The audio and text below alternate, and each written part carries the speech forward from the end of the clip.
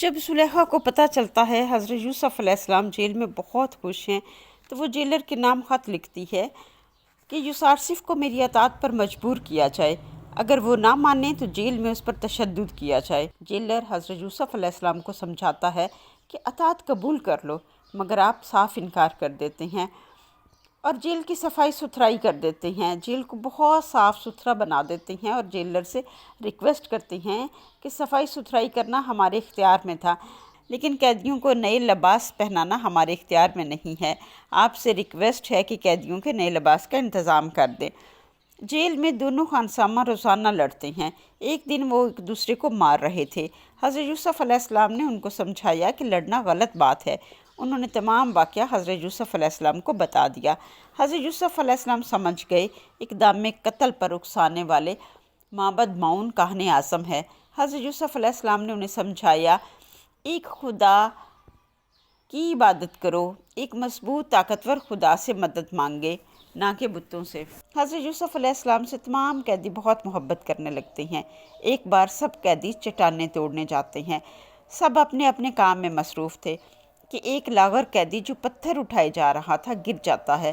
حضرت یوسف علیہ السلام اس کی مدد کرتے ہیں تو نگران انہیں مدد کرنے سے منع کرتا ہے، مگر آپ علیہ السلام اس کی مدد کرنے میں مصروف رہتے ہیں تو نگران آپ کو کوڑے مارنے لگتا ہے۔ تمام قیدی کام چھوڑ دیتے ہیں اور نگران کو تنبیہ کرتے ہیں کہ اگر اب تم نے یوسارسف کو مارا تو ہم میں سے کوئی بھی کام نہیں کرے گا۔ نگران انہیں مارنا چھوڑ دیتا ہے۔ یہ تھی محبت قیدیوں کی حضرت یوسف علیہ السلام کے لیے۔ محل سے قیدیوں کے لیے نئے لباس، ادویات اور کھانا آتا ہے۔ قیدی نیا لباس پہن کر بہت خوش ہوتے ہیں۔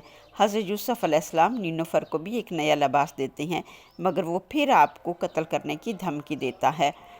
جب کاہن اعظم کو علم ہوتا ہے کہ مصری اعظم اور ان کا خاندان زندہ ہے اور خانسامہ اوقیانوس اور رمیز غائب ہیں، تو ایک کاہن انہیں ڈھونڈنے محل جاتا ہے، پھر ان کے گھروں میں، پھر وہ زاویرہ جیل پہنچ جاتا ہے۔ وہاں اسے گرفتار کر لیا جاتا ہے اور پوتیفار کو اطلاع دی جاتی ہے، کیونکہ پوتیفار نے جیلر کو حکم دیا تھا جب کو اوقیانوس یا رمیز کا پتہ کرنے آئے تو اسے گرفتار کر لیا جائے اور مجھے اطلاع دی جائے۔ پوتیفار اور خانسامہ اوقیانوس اور رمیز سے ملاقات کرتا ہے اور سچائی اگلوا لیتا ہے۔ پھر ہاتمون فرما نروا مصر کو اطلاع کرتا ہے۔ پوتیفار جیل میں حضرت یوسف علیہ السلام کو دیکھتا ہے، وہ ایک بیمار قیدی کی خدمت کر رہے ہیں۔ پوتیفار محل آ کر زلیخا کو بتاتا ہے یوسارسف نے جیل کو بھی گلستان بنا دیا ہے۔ زلیخا اس پر بہت زیادہ برہم ہوتی ہے اور خود جیل چلی جاتی ہے۔ قائمہ اشرفیوں کی ایک تھیلی جیلر کو دے کر کہتی ہے یوسارسف کو کوڑے مارے جائیں، اور زلیخا کہتی ہے میں اس کی آہو پکار خود سننا چاہتی ہوں۔ حضرت یوسف علیہ السلام کو باندھ دیا جاتا ہے اور بڑی بے دردی سے انہیں کوڑے مارے جاتے ہیں۔ زلیخا سارا ماجرا اپنی آنکھوں سے دیکھتی ہے اور پریشان بھی ہوتی ہے۔ قیدی رو رہے ہوتے ہیں، مارنے والا تھک جاتا ہے، مگر حضرت یوسف علیہ السلام مضبوط چٹان کی طرح کوڑے کھاتے رہتے ہیں اور اف تک نہیں کرتے۔ زلیخا مارنے سے منع کر دیتی ہے اور محل واپس آ کر بہت نادم اور پریشان ہوتی ہے۔ تمام قیدی جان جاتے ہیں زلیخا یوسارسف سے بدی چاہتی ہے اور یوسارسف ایک پاک باز اور پارسا نوجوان ہے۔ اس طرح قیدیوں کی محبت اور عزت اور زیادہ بڑھ جاتی ہے۔ حضرت یوسف علیہ السلام جیل میں قیدیوں کی اصلاح کرتے ہیں، ان کو درس دیتے ہیں۔ دنیا فانی ہے، اس دنیا سے دل لگانا گھاٹے کا سودا ہے۔ خواہشات دنیا کے پیچھے بھاگو گے تو وہ تم سے آگے بھاگیں گی، لیکن اگر خواہشات دنیا کو چھوڑ دو گے تو دنیا خود تمہارے قدموں میں آ جائے گی۔ یہ جسم فانی ہے، یہ ختم ہو جائے گا، مگر خواہشات لامتناہی ہیں، یہ کبھی ختم نہ ہوں گی۔ ہر بہار کو زرد خزاں کا سامنا ہے۔ قیدی اور کارکنان جیل بڑی توجہ سے آپ کی باتیں سنتے ہیں۔ آپ علیہ السلام لوگوں کو توحید کا پیغام دیتے ہیں اور انہیں دلائل سے سمجھاتے ہیں۔ لکڑی اور پتھر کے بت کبھی بھی خدا نہیں ہو سکتے۔ سب آپ علیہ السلام سے بہت متاثر ہوتے ہیں۔ ایک دن تمام قیدی چٹانیں کاٹنے میں مصروف تھے۔ حضرت یوسف علیہ السلام نے دیکھا ایک اونٹ بھاگ رہا ہے اور اس کے پیچھے ایک نوجوان جس کا لباس کنعانی تھا وہ بھی بھاگ رہا ہے۔ اب بے اختیار اس کی طرف بڑھے اور آواز دی، اے نوجوان کیا ہوا؟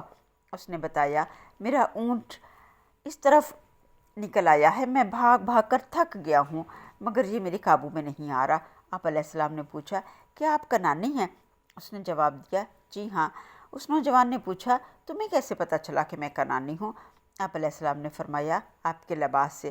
پھر آپ علیہ السلام نے پوچھا، کیا آپ کنعان کے سب سے برگزیدہ شخص کو جانتے ہیں؟ نوجوان نے جواب دیا، ہاں جانتا ہوں، نبی خدا یعقوب ابن اسحاق ابن ابراہیم۔ یوسف علیہ السلام نے پوچھا، ان کا کیا حال ہے؟ کنعانی نوجوان نے جواب دیا، انہوں نے اپنا ایک الگ حجرہ بنا لیا ہے اور غم فراق میں افسردہ رہتے ہیں۔ ان کا ایک بیٹا کھو گیا ہے۔